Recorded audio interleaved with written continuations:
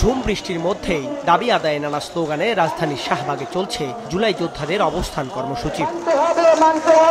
জুলাই সনদ ঘোষণা ও বাস্তবায়নের দাবিতে টানা দ্বিতীয় দিনের মতো চলছে এই আন্দোলন।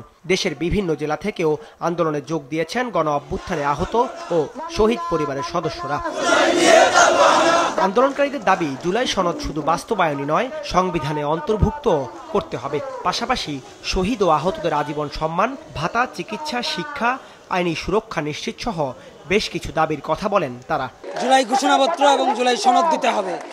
শুধু তাই নয়, জুলাই ঘোষণাপত্রকে স্থায়ী সংবিধানে যুক্ত করতে হবে। আমরা আমাদের যে দাবি সেটা আদায় করে তারপর এখানে যাব।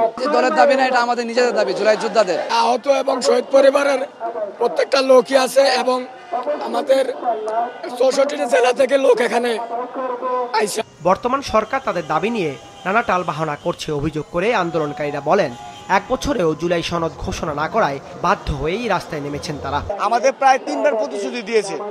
আমরা বারবার উপদেষ্টা মণ্ডলীর কাছ থেকে বারবার স্মারকলিপি পাঠিয়েছি, ওনারা কোনো অ্যান্সার দেয়নি। ওনাদের সাথে আমরা বসার চেষ্টা করছি বারবার, কিন্তু ওনারা আমাদের সাথে বসেনি। আমাদের এটা প্রাণের দাবি, আমাদেরকে জুলাই ঘোষণাপত্র এবং জুলাই সনদ আমরা চাই। আমরা রাষ্ট্রীয়ভাবে চাই না, আমরা সাংবিধানিকভাবে চাই। সংবিধানে এটা লিপিবদ্ধ থাকতে হবে। দুপুরে জুলাই সনদের নমুনা প্রস্তাবনা প্রকাশ করে জুলাই যোদ্ধা সংসদ ঘোষণা দেয়, দাবি আদায় না হওয়া পর্যন্ত আন্দোলন চালিয়ে যাবেন তারা। জুলাই সনদ বাস্তবায়ন না হওয়া পর্যন্ত আমাদের অবস্থান কর্মসূচি অব্যাহত থাকবে এবং জুলাই ঘোষণাপত্র, জুলাই সনদ বাস্তবায়িত হওয়ার পরে সরকার যখন প্রতিশ্রুতি দিবে যেটাকে স্থায়ী বিধানে অন্তর্ভুক্ত করা হবে, তখনই আমাদের কর্মসূচি আমরা শেষ করব। এদিকে আন্দোলনের কারণে আজও বন্ধ থাকে শাহবাগ প্রধান সড়কের একাংশ।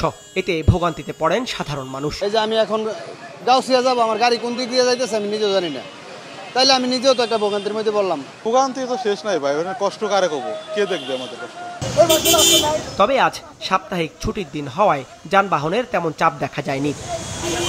দাউদ হাসান, মাছরাঙা সংবাদ, ঢাকা।